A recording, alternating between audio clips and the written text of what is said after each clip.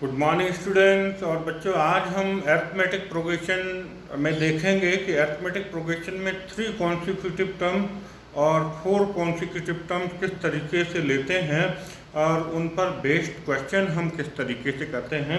तो अगर 3 term in AP अगर हमें लेनी हो, 3 टर्म इन एपी, तो हम लेते हैं a माइनस डी, ए और a plus D. 4 terms in AP लेनी है तो हम लेते हैं a minus 3d, a minus D, a plus D, a plus 3d।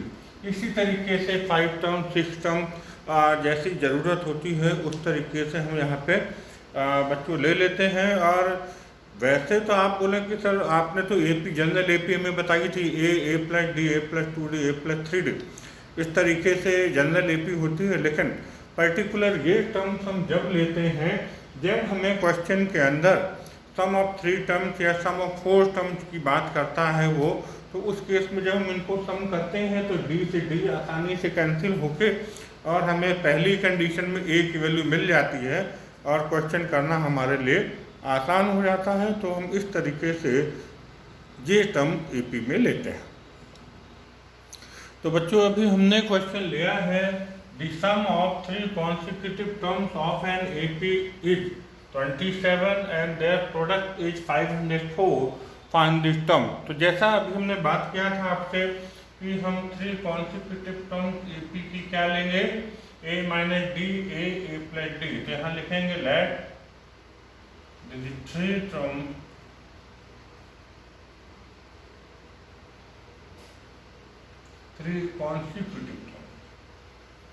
consecutive terms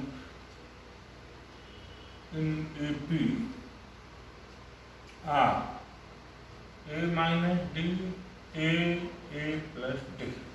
ये टर्म्स हमने ले लिए और हम अकॉर्डिंग टू क्वेश्चन प्रश्नानुसार यहाँ पे बोले कि इनका सम कितना बता रहा है, 27। तो a minus D plus a plus D equal to 27। तो d से d कैंसिल हो जाएगा, 3a equal to 27, then a equal to 27 upon 3, 3 9 जा 27, तो a इक्वल टू 9।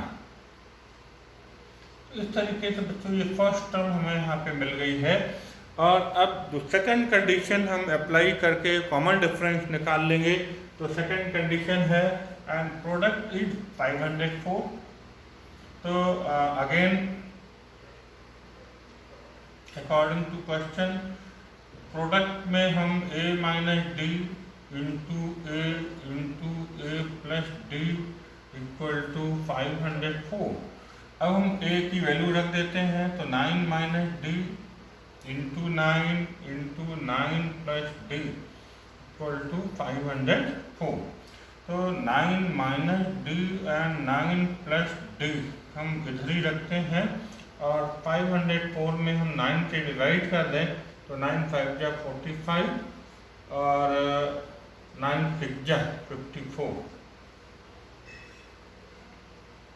तो ये आपका हो जाएगा 81 माइनस डी स्क्वायर, ए माइनस डी इंटू ए प्लस डी, ए स्क्वायर माइनस डी स्क्वायर के फॉर्मूले से 56 हो गया।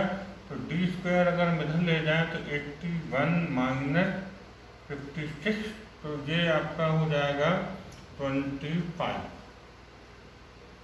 तो डी की वैल्यू बच्चों यहाँ पर आ जाएगी प्लस माइनस 5। अब हम देखें तो टर्म क्या होंगे, देयरफॉर टर्म्स।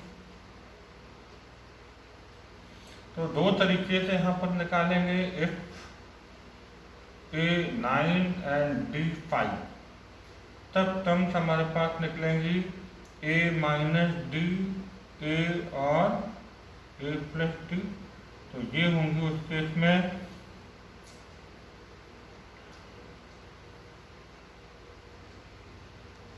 9 माइनस 5। और यहाँ पर हमने गलत लिख दिया है, ये a है तो ये 9 होगा, तो 4 9 एंड 14। और अगर हम दूसरे तरीके से इसको देखें तो a 9 ले लें और d -5 ले लें। तो तो हो जाएगा 9 माइनस माइनस 5 एंड 9 और 9 माइनस 5, 9 माइनस माइनस प्लस हो जाएगा तो हो जाएगा 14, 9 एंड 4। तो बात वही पड़ेगी, असेंडिंग ऑर्डर में है या डिसेंडिंग ऑर्डर में है, इसलिए टर्म्स में कोई अंतर नहीं पड़ेगा। तो आपकी आंसर कैसे भी लिख दें तो हम तो असेंडिंग ऑर्डर में लिख देते हैं, तो टर्म्स हमारे पास हो जाएंगी 4, 9 एंड 14। और इनको हम वेरीफाई भी कर सकते हैं, अगर इन तीनों को प्लस करें तो आपका 27 आना चाहिए, तो बिल्कुल आएगा। इनको जब प्लस करेंगे और मल्टीप्लाई कर देंगे तो आपका बच्चों 504 आ जाएगा। तो इस तरीके से हम इस क्वेश्चन को बड़े आसानी से कर लेंगे। तो बच्चों यहाँ पर अगला क्वेश्चन है, if the sum of 3 consecutive terms of an AP B12, the product of first and third term is 3 times of the second, find the 3 terms। तो जिस तरीके से हम AP में 3 टर्म्स लेते हैं वो ले लेंगे, तो let the 3 consecutive terms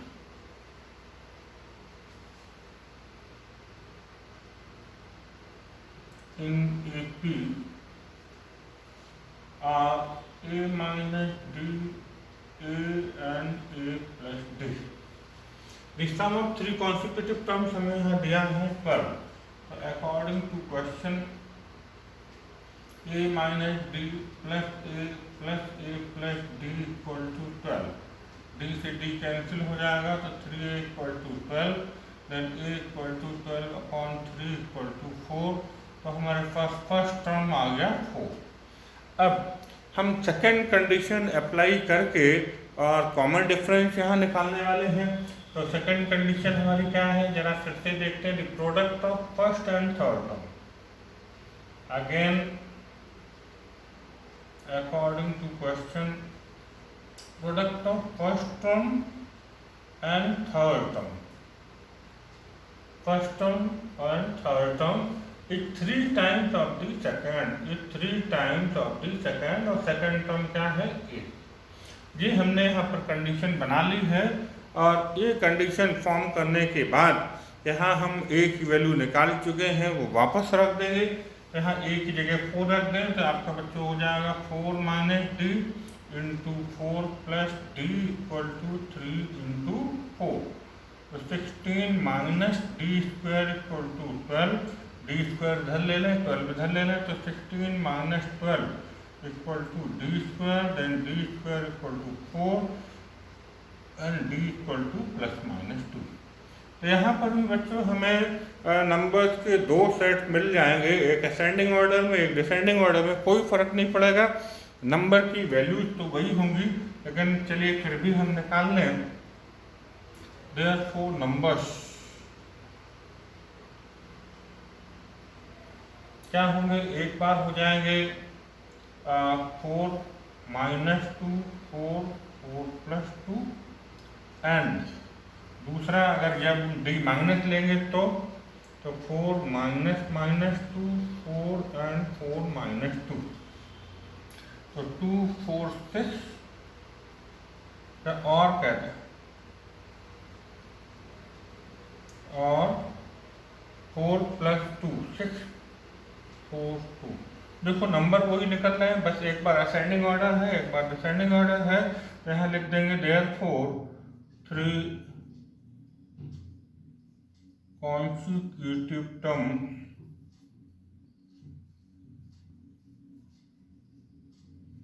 of an AP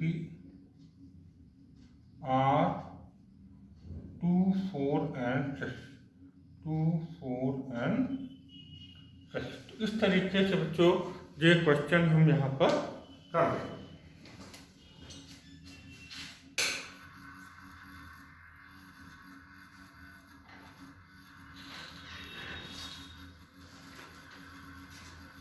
नहीं चल रहा, लाइट गई।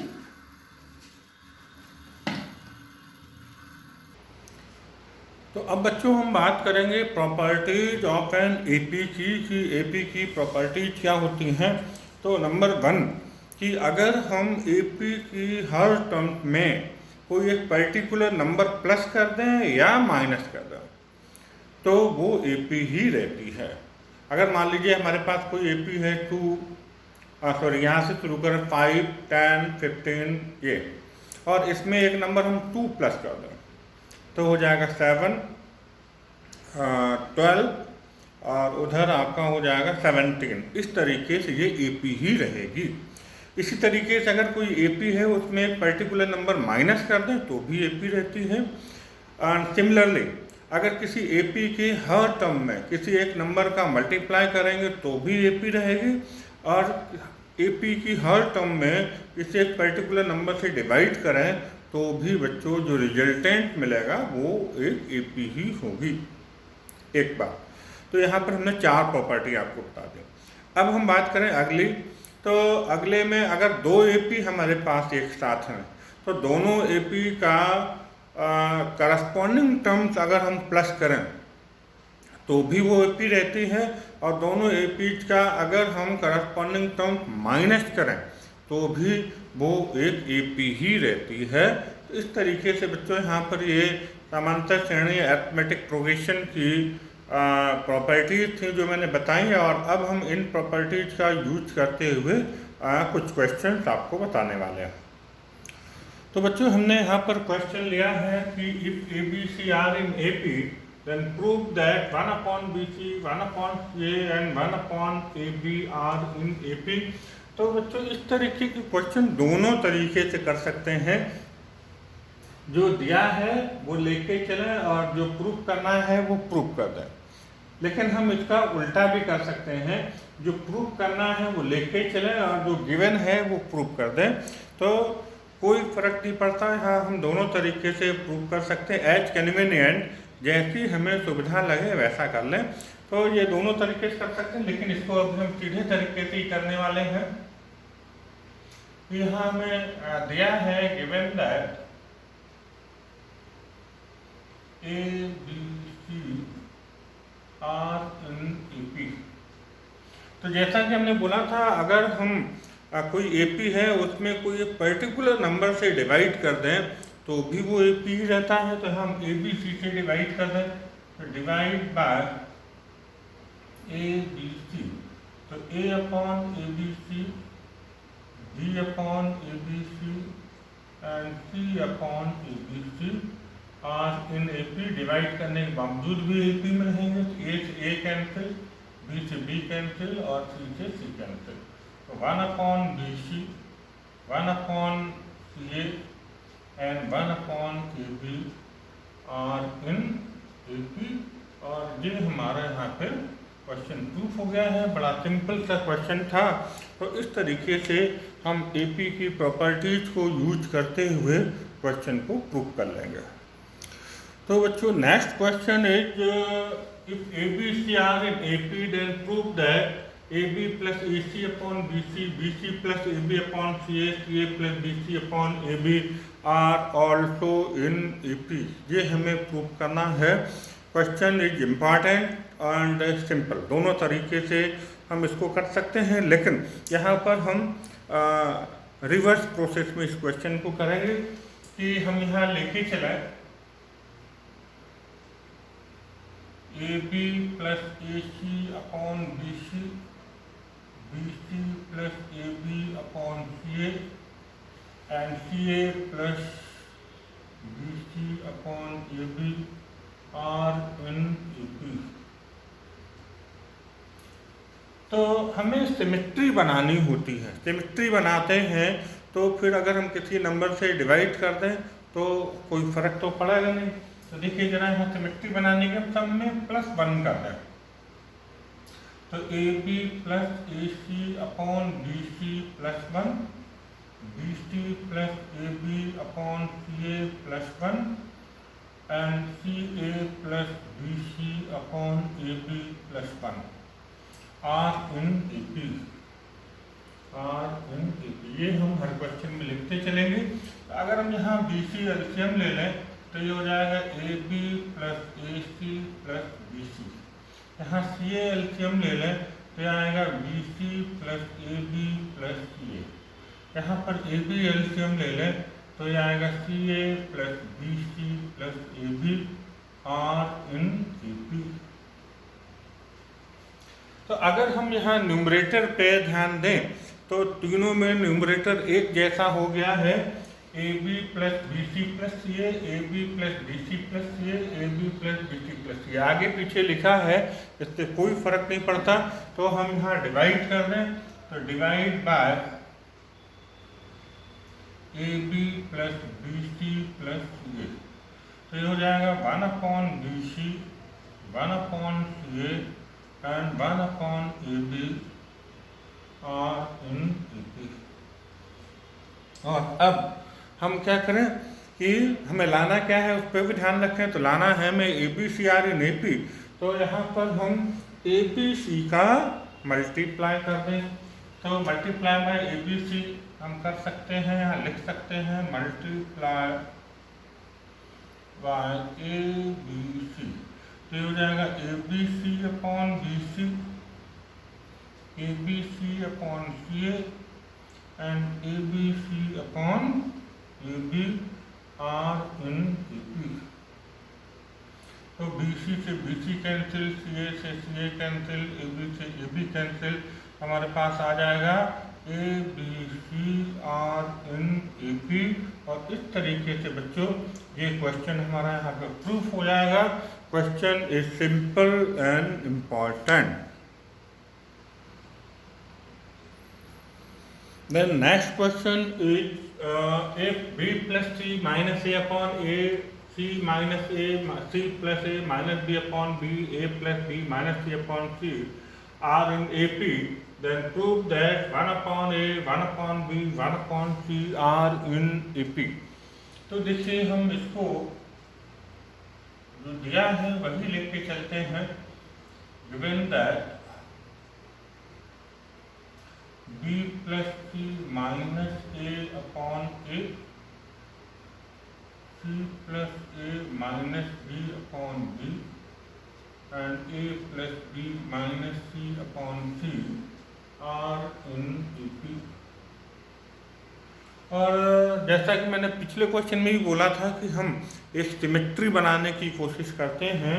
तो यहाँ पर अगर सिमेट्री बनाए तो B plus C minus A upon A है और हम सब में 2 प्लस कर दें तो C plus A minus B upon B plus 2 and A plus B minus C upon C plus 2 और इन AP।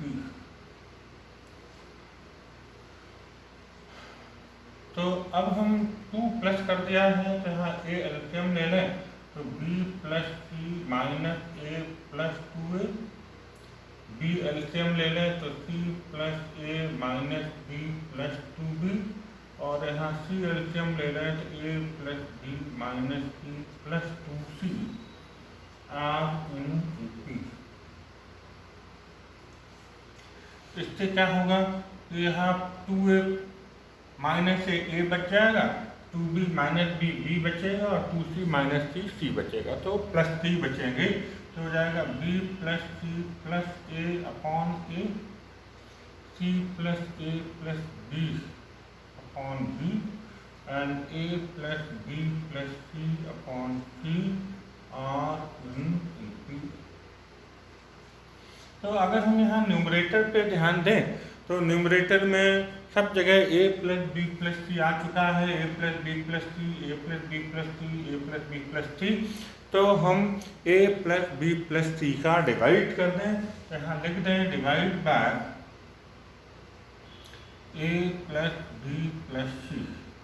तो हमारे पास आएगा 1/A 1/B 1/C are in AP। और देखिए हमें यही यहाँ पे प्रूव करके लाना था और इस तरीके से बच्चों ये क्वेश्चन हमारा प्रूफ हो जाएगा। सिंपल है और आप भी बड़े आसानी से इसको कर सकते हैं क्वेश्चन। तो बच्चों यहाँ पर नेक्स्ट क्वेश्चन है if A square B square C square are in AP prove that 1/B plus C 1/C plus A 1/A plus B are in AP। तो इसका सॉल्यूशन देखिए हम किस तरीके से लेके चलेंगे। यहाँ पर दिया है ये लेके चलेंगे रिवर्स ऑर्डर में, इसको हम करने वाले हैं। 1 upon B plus C 1 upon C plus A 1 upon A plus B are in A P.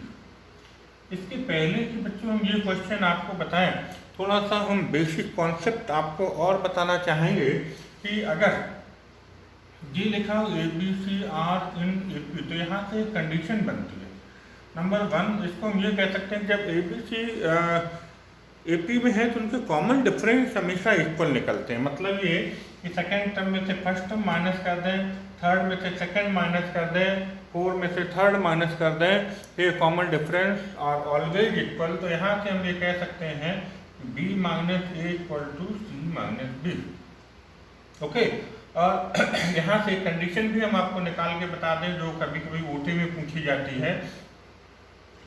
तो हम b को इधर ले आए तो b plus B equal to, ये आपका हो जाएगा a इधर ले जाएंगे तो a प्लस सी, तो 2b equal to a plus C.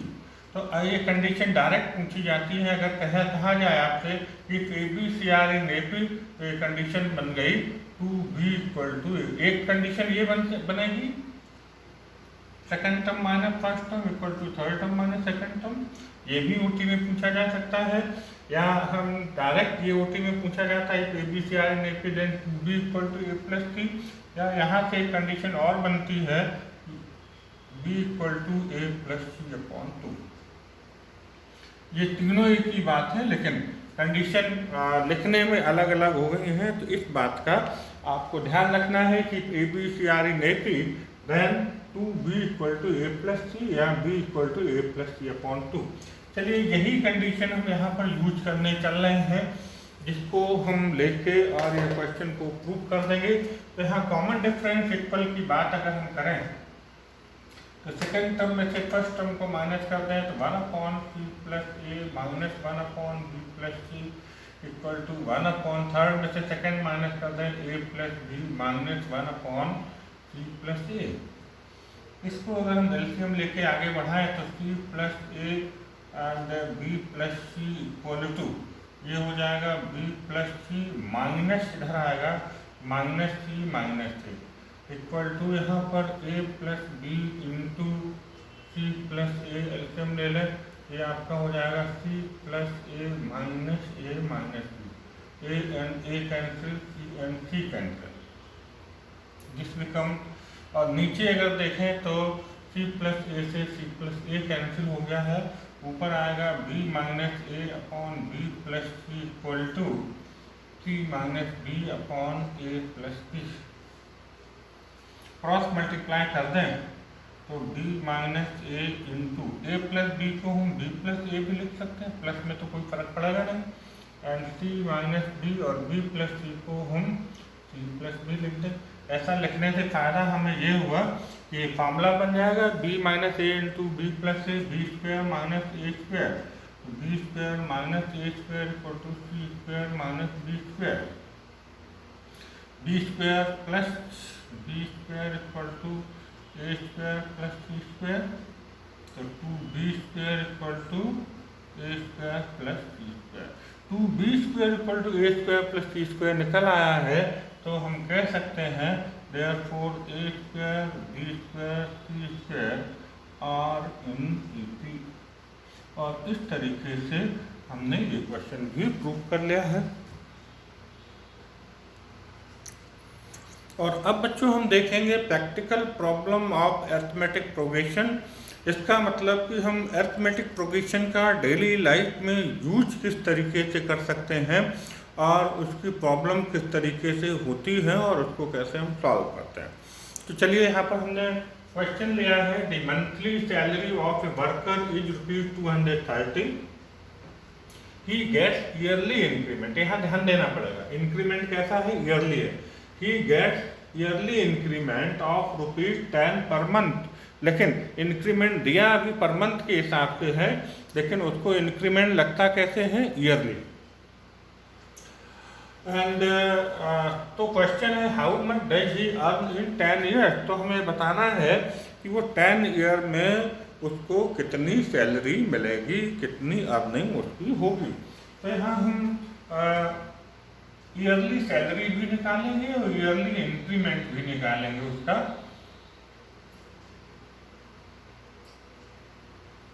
Yearly salary उसकी क्या बनेगी, पर मंथ सैलरी है उसकी ₹230 और इसमें हम 12 का मल्टीप्लाई कर दें 2760 और इसी तरीके से मंथली इंक्रीमेंट दिया है तो हम ईयरली इंक्रीमेंट निकालें।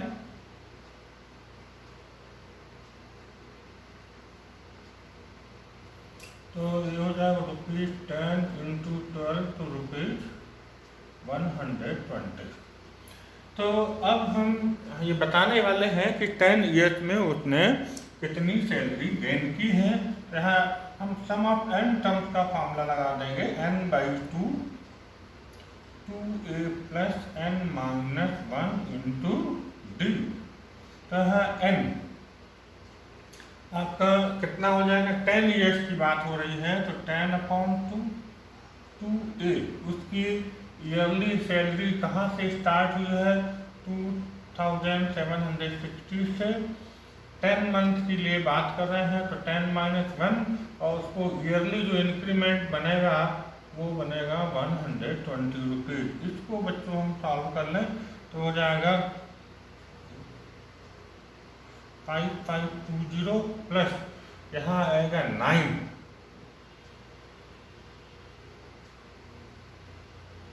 इसको हम 5 × 0 10 6 और 6, तो ये आपका 5 × 666 तो ये आपका 333,000 हो जाएगा आफ्टर मल्टीप्लिकेशन रुपी।